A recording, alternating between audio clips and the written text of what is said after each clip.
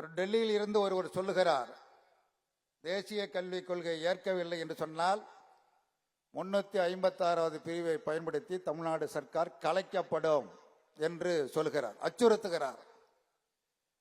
ஒருவர் இது ஏற்றுக்கொண்டு நீ கையெழுத்து போட்டால்தான் உனக்கு பணம் கொடுப்பேன், இல்லை என்றால் பணம் கொடுக்க முடியாது என்று ஒரு அடிமையிடம் பேசுவதை போல் பேசுகிறார். அதையும் இங்கே இருக்கிற சில பைத்தியங்கள் ஆதரித்து பேசுகின்றன. விவரம் அறிந்தோ அறியாமலோ ஆதரித்து பேசக்கூடியவர்களும் இருக்கிறார்கள்.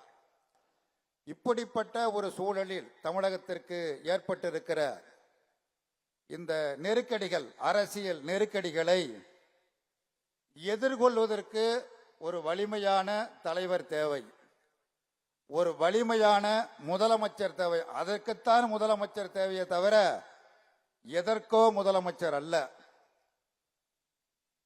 கொள்கை ரீதியாக, அரசியல் ரீதியாக எதிர்கொள்வதற்கு கொள்கையில் உறுதியுடைய ஒரு தலைவர் தேவை. அத்தகைய தலைவரை தான் தமிழகம் பெற்றிருக்கிறது.